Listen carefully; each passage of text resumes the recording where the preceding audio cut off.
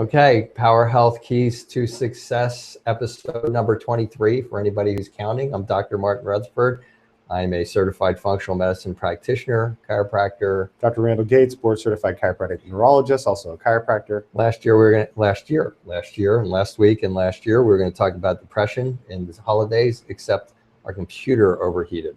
So we didn't do that. But this week, we're going to talk about something very pertinent to the beginning of the year, goal setting.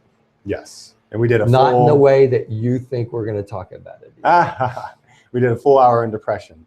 What we want to highlight today is that with the new year being here, a lot of people are very excited. A lot of people personally have goals for themselves. They want to lose so much weight. They want to do this. They want to do that. Lots of times there are also work-related goals that are imposed on people. In fact, I'm already seeing it with our patients. They're having to meet quotas. Their numbers are up 5% from last year that they have to meet in order to achieve their sales goals.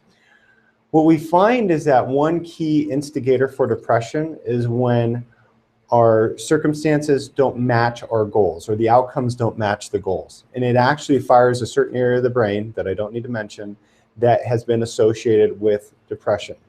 So our caution is not to say don't make goals or don't try to achieve things in life. That's not what we're saying. We're saying use some judgment, use some caution in how you establish your goals and try and make them realistic. And if you don't achieve them, just be readily aware that, it's not the end of the world and you're still trying to just be better at what you do or better than you were yesterday. That's really the main point. Yeah, and then if you do, if you do get stressed over it, you're going to set off a stress response, which is part of what brought you in here in the first place. We want you to stay better long term.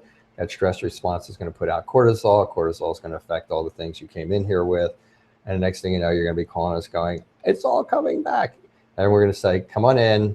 Dr. Gates will slap you around for about 2 or 3 visits, get you calmed down, get everything straight, and then talk to you. Maybe we need to deal with something. Maybe we need to have you see one of our colleagues relative to stress responses or something. Maybe we don't. But the bottom line is what Dr. Gates just said. You have to take some perspective on it. I'm a goal setter and I'm not. I'm kind of like a general type of goal setter. It's kind of like, these are things I'd like to see happen this year. I make my best effort to make them happen. And if they don't happen, I just don't worry about it because I figure they just weren't meant to happen.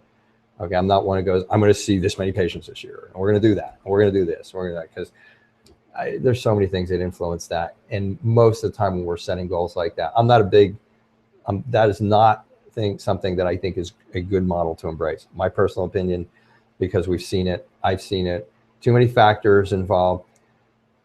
Have your best year, do whatever you're going to do, set some general goals, do the best you can. But if you get stressed over it, you have a chance of interfering with the long-term response that hopefully you've achieved here. So that's it. Goal setting. Don't want to get you depressed in the new year. Don't want to bring back any of your chronic symptoms. So exactly. Number 23 in the can. See you next week.